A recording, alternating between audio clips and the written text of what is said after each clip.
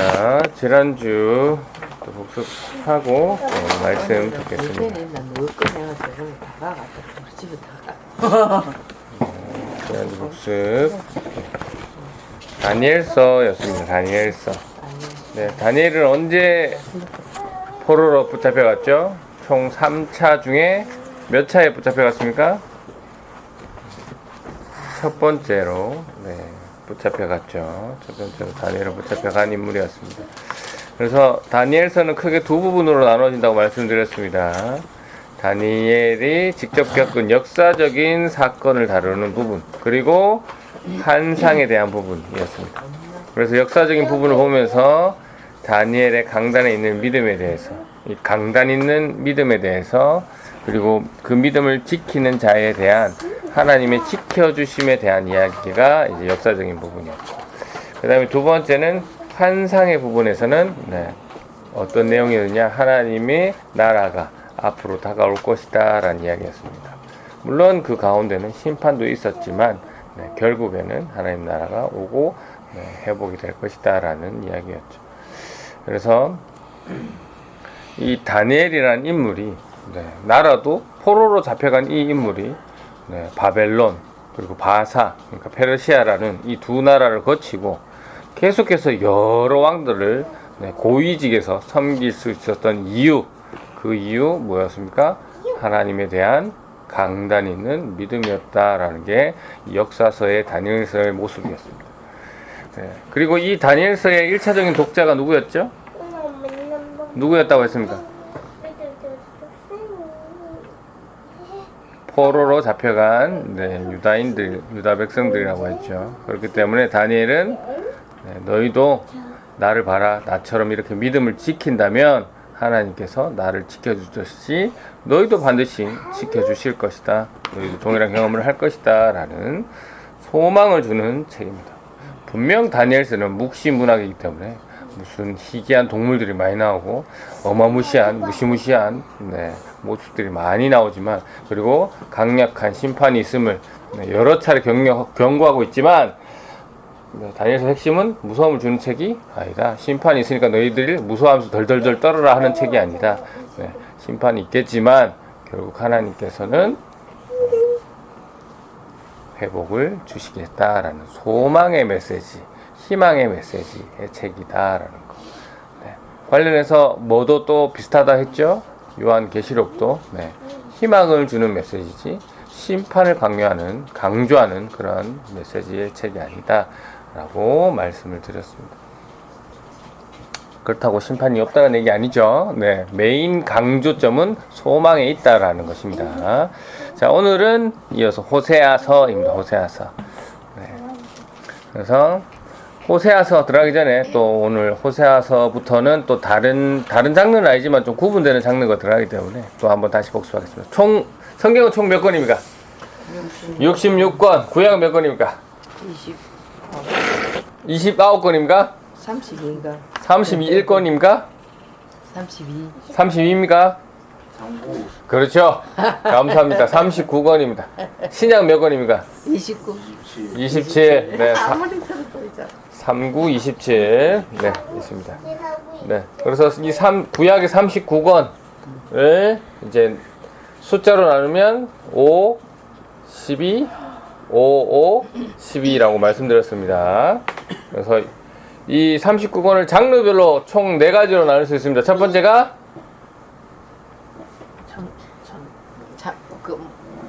장르별로, 종류별로, 시대 흐름 말고요. 창조 시대, 출애굽 시대가 아니고 종류별로, 책의 종류별로. 지난번에 장모님이 잘 대답하셨는데 한 달 사이에 잊으셨네요. 감사합니다. 어디 있어요? 뭘까요? 창조시대. 그건 시대별로 나눈 거고, 종류별로, 책 종류별로 나누면 율법서. 율법서. 첫 번째 율법서. 두 번째 뭡니까? 율법 다음에 구제사. 역사서. 좀 적으세요. 그래서 반복하는 겁니다. 한 달도 안 됐지만 그래서 계속 반복하는 겁니다. 율법서, 그 다음에 역사서, 그 다음에 뭡니까? 5권. 참, 늘 새롭네, 감사해. 네. 율법서, 역사서, 그 다음에 시, 시가서. 시가서, 네. 그 다음 지금 하고 있는 감사합니다. 아이고, 속이 트이네. 선지서. 네. 선지서는 대선지서, 소선지서로 나뉜다. 네. 대선지서는 5권, 소선지서는 12권. 대선지서와 소선지서의 구분은 분량이다라고. 네. 이미 수백 번 말씀드렸지만 늘 새롭기 때문에 또 말씀드립니다. 네. 또 하면 됩니다. 자꾸 잊으시고 까먹고 하시면 언젠가는 네, 알겠죠? 감사합니다. 그래서 지난주까지는 우리가 대선지서의 마지막 다니엘까지 봤습니다. 오늘은 소선지서의 시작. 네. 호세아입니다. 호세아. 네. 선지서니까 호세아라는 이름, 호세아서라는 이름 어디서 따온 걸까요? 장소 이름입니까? 선지자 이름이죠. 네. 모든 선지서는 그 선지자의 입술을 빌린 하나님의 말씀이기 때문에 선지자의 이름으로 제목이 되어 있습니다. 네. 그래서 지난주 다니엘서의 배경이 남유다가 망하고 난 이후의 이야기였지만 이 호세아는 다시 앞으로 쑥 갑니다. 앞으로 쑥 가서 언제 여로보암 2세, 그러니까 여로보암이 있겠고 그 아들내미가 2세겠죠. 그래서 남북, 그러니까 솔로몬의 죄로 인해서 북이스라엘과 남유다로 나눠지고 난 두 번째 왕이겠죠. 네, 두 번째 왕 시대 때 북이스라엘에서 활동하던 호세아입니다. 호세아, 북이스라엘에서 활동하던. 네. 그런데 뭐 예전에도 말씀드렸지만 이 북이스라엘 잘 살았을까요? 못 살았을까요? 원 사람. 잘 살았습니다. 네. 네. 꽤 부유했고 정치적으로도 안정감이 있었고 그 다음에 확장도 좀 나름 하고 있었고 네. 그래서 얘네들이 앞으로 30-40년 후에는 이 아수르에게 공격받아서 멸망당하는 애들인데 지금 너무 잘 살더라고요. 네. 그러니까 뭐 하기 쉽습니까? 잘 먹고 잘 살 때가 뭐 하기 쉽습니까? 죄 짓기가 쉽더라. 예. 편안하고 삶이 편안하고 뭐 할 게 없으니까 이제 죄를 뭐 지을까 하는 거예요. 예. 북이스라엘은 어땠다? 이 한마디로 하면 하나님 앞에 부패했다라는 얘기가 되겠죠. 네. 부패했다라는 뜻의 가장 큰 것은 하나님 앞에 나라가 잘 사니까 여러 문물이 들어오니까 우상 숭배, 특히 여러 우상들을 숭배했던 그러한 북이스라엘의 모습이었습니다. 그래서 하나님께서는 호세아라는 선지자를 통해서 이들이 하나님께로 되돌아오기를 원하셨는데요. 이 하나님이 이 북이스라엘을 바라보는 이 심정을 호세아도 느끼기를 원하셨습니다. 그래서 하나님이 호세아에게 어떤 일을 경험하게 하셨냐면 결혼한 이 호세아 아내가 불륜을 저지르면서 다른 남자에게 가버립니다. 그래서 그 아내를 다시 찾아오라는 것을 통해서 이 호세아에게 내 마음이 지금 그렇다. 내 마음, 지금 북이스라엘을 바라보는 내 마음이 그렇다라고 하나님의 마음을 호세아에게 느끼게 합니다. 관련된 구절 오늘 본문인데요. 한번 읽어볼까요? 호세아서 3장 1절 말씀입니다.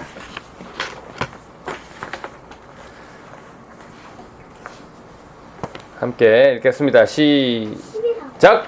여호와께서 내게 말씀하셨다. 너는 가서 네 아내를 다시 사랑해 주어라. 그녀에게는 다른 사랑하는 남자가 있으며 너에게 부정한 아내였다. 그러나 이스라엘 백성이 다른 신들을 섬기며 건포도 빵을 좋아하더라도 내가 그들을 사랑하듯이 너도 그녀를 사랑해야 한다. 무슨 내용입니까? 건포도와 빵을 좋아하더라 라는 표현은 이 앞의 내용, 그러니까 뭐죠? 이스라엘이 다른 신을 섬기며 라는 의미적 반복입니다. 이 건포도 빵이라는 게 이제 우상에게 바쳐진 제물을 얘기하거든요, 당시. 그래서, 하나님께서는 호세아에게 이 다른 남자를 사랑하는 부정한 아내를 다시 사랑해 주라고 하고 계시죠. 그 이유가 뭡니까?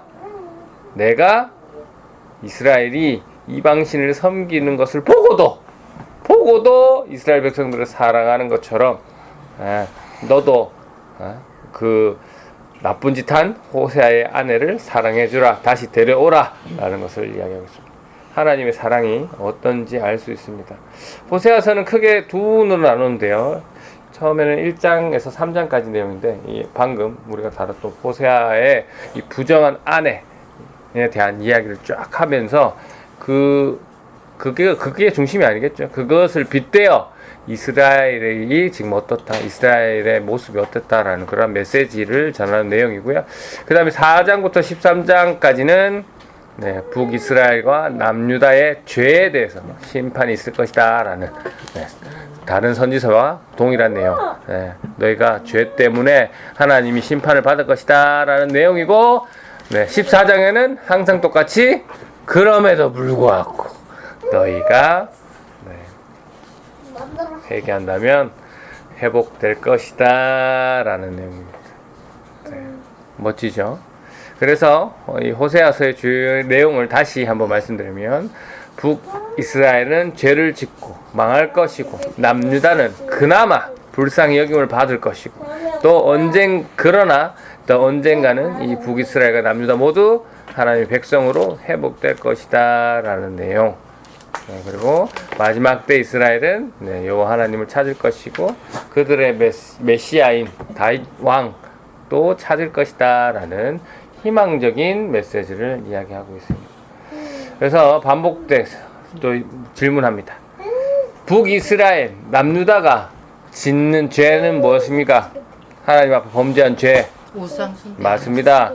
하나님이 여러 가지 죄를 싫어하지만 가장 싫어하는 것, 가장 성경에 많이 나오는 것, 나 외에 다른 신을 섬기는 것이죠. 이 다른 신, 특별히 여기서는 바알신을 강조하고 있는데요. 바알신이 농사도 관여하고 여러 가지를 관여하기 때문에 날씨도 관여하고 그렇기 때문에 바알신을 참 섬기는데, 바알신을 섬기면서 이상한 술도 취하고 그다음에 종교적인 의식을 행한다 하면서 이래 성전에 매춘부를 둬서 그게 성스러운 행위인 듯 마냥 그렇게 하는 간음, 이런 것들이 합법적으로 하나님 보시기에는 범죄지만 그 바알신을 섬기는 사람들한테는 참 성스러운 행위였던 것처럼 그런 범죄함을 저지릅니다. 분명히 모세 때 이스라엘은 십계명을 통해서 나의 다른 신을 섬기지 않겠다라는 약속을 했죠. 하나님과의 언약의 약속을 했습니다. 이 약속은 그 시대만 한 게 아니라 그 이후에 모든 이스라엘 백성들의 후손들도 다 똑같은 약속, 언약의 약속인데, 누가 먼저 이 약속을 파괴하는 행동을 합니까? 이스라엘 백성들이, 지금 북이스라엘 백성들이 먼저 그 약속을 파괴하는 행동을 하죠. 다른 신을 섬기는, 좀 더 달리 얘기하면 다른 신도 겸하여 섬기는 그러한 모습을 보고 있습니다. 그래서 하나님 입장에서 보면 너희들이 먼저 나랑 맺은 어계약을 파괴했으니까, 이 언약은 파괴했으니까 나도 안 지켜도 된다, 이렇게 논리 가셔도 되는데, 하나님은 뭡니까? 방금 읽으셨듯이 여전히, 그럼에도 불구하고 여전히 이스라엘을 사랑하시는 하나님의 모습, 약속에 대해서 지키려고 하는 신실하신 하나님의 모습을 우리가 볼 수 있습니다. 마찬가지입니다. 우리 역시 우리의 주인이신 하나님만을 사랑해야 되는데, 세상의 다른 형태, 다른 모습의 우상들을 우리는 섬기고 있는 모습입니다. 이 이스라엘의 모습을 우리도 가지고 있죠. 그럼에도 불구하고 아이고 내가 예수 그리스도를 통해서 너희를 구원해 주는데 너희는 그래도 나도 좋아하긴 하는데 다른 우상도 섬겨? 분명히 계약 파기지만 하나님께서는 여전히 우리를 불쌍히 여기시고 여전히 사랑하시겠다라고 하십니다. 마찬가지입니다. 우리가 가족들, 또 친구들, 또 이웃들, 친척들을 사랑하는 이유도, 사랑해야 하는 이유도 마찬가지입니다. 저 사람이 나를 힘들게 하고 누가 봐도 하나님 앞에 범죄하는 모습을 할지라도 그럼에도 불구하고 우리가 끝까지 상대방을 사랑해 줄 수 있어야 한다는 것이죠. 왜? 하나님이 먼저 나를 포기하지 않으시고 사랑하시기 때문에, 그 사랑하시기를 끊지 않으시는데 어찌 우리가 그 하나님의 사랑을 거부할 수 있겠어요? 그리고 근본적으로 네, 우리는 하나님의 사랑을 먼저 경험한 자로서 네, 그 경험한 것을 또 다른 이들에게 똑같이 내가 하나님께 이런 사랑을 받았으니 너희도 받아봐라 라고 할 수 있어야 되겠죠. 그런데 네, 근데 우리는 그런 것을 잘 못하고 있습니다.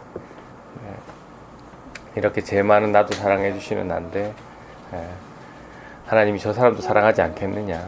네, 하나님께서는 반드시 네, 나를 기다리셨던 것처럼 네, 저분을 사랑하실 것이기 때문에 우리 역시 우리의 힘으로는 그 사랑이 너무 힘들고 우리의 생각으로는 도저히 그 사람을 사랑할 수 없지만 네, 하나님의 은혜로 하나님이 하셨기 때문에 네, 내가 받은 하나님의 사랑을 증명하기 위해서 하나님 은혜를 드러내기 위해서 그 사람을 사랑할 수 있다라는 거. 다시 말하지만 쉽지 않습니다. 내 머리로는 이해가 안 되기 때문에 원수를 사랑하는 것 네, 어렵습니다. 네, 쉬울 수가 없죠. 그럼 말도 안 돼, 사실 말도 안 되는 얘기죠.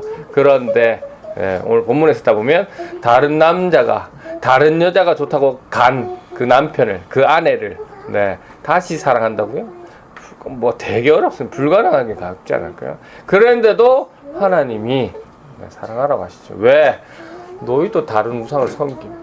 내가 너희를 이렇게 애타게 기다려주고 끝까지 사랑하고 있는데 너희도 그 마음을 한번 느껴봐라 라고 하는 거죠. 그러니까 우리는 그냥 순종하는 거죠. 도저히 이해가 안 돼도 도저히 할 수 없는 것 같아도 순종하는 거죠. 우리를 바라보시는 하나님의 마음이 그러시니까 말이죠. 우리의 삶, 여러분의 삶 어떻습니까? 하나님을 믿고 의지하고 바르게 살려고 노력하고 있습니다. 하지만 온전할 수는 없죠. 때로 넘어지고 죄도 짓고 또 다른 우상도 돈이라는 우상도 섬기고 건강이라는 우상도 섬기고 여러 가지 사람이라는 우상도 섬기고 여러 가지 그럼에도 불구하고 하나님은 끝까지 하나님과 맺은 약속 때문에 우리를 사랑하시고 지키신다라는 것이죠. 근데 구약의 이스라엘 백성들은 시내산에서 맺은 그 약속 때문에 하나님께서는 지키시고 우리는 예수 그리스도를 통해서 맺은 새 약속 때문에 하나님께서는 우리를 끝까지 사랑하시는 겁니다. 그래서 우리가 성경을 통해서 반복해서 알아낸 하나님의 속성, 하나님은 한 번 하신 약속을 절대 지키시는 분이다라는 거. 우리가 먼저 그 약속을 파기하는 어리석은 행동을 할지라도 하나님께서는 그 약속을 지키시는.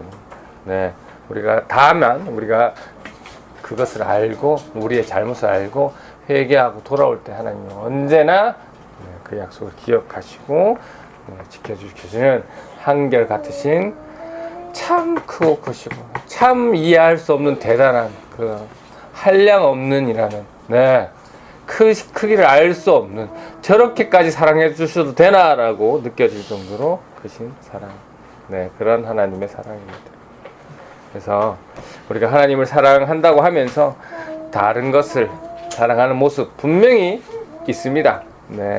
그래서 이 모습 관련해서 나는 이 북이스라엘 백성들의 모습이 나의 모습은 아닌가 한번 대입해 보시고 나에게 지금 다른 모습의 우상들은 뭐냐 하나님이 보시고 그 다른 여자 다른 남자를 사랑해서 떠났던 그 사람을 다시 사랑하라라는 그 정도의 그거 내가 잘못하고 있는 것이 무엇인지를 생각 한번 해보시고 이 시간 또 예배를 마무리할 텐데요. 오늘은 관련해서 이 호세아의 내용을 영화로 만들어졌는데 그 영화를 아주 간단하게 한 3분 정도로 요약해놓은 그게 있습니다. 그래서 그거를 한번 짧게 한번 보시고 예배를 마무리하도록 하겠습니다.